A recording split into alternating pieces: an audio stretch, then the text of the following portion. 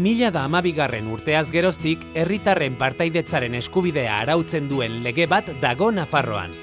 Participar en la vida social, económica, cultural, educativa de nuestra comunidad es un derecho que tienen todas las personas.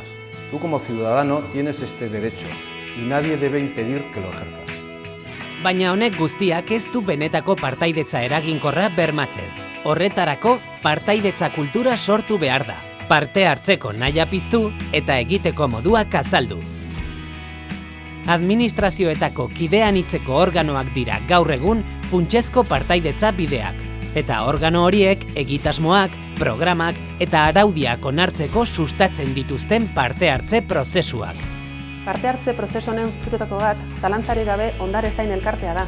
Nafarroko museo, bilduma iraunkor eta erakustoki publikotako kudeatzaileen elkargunea.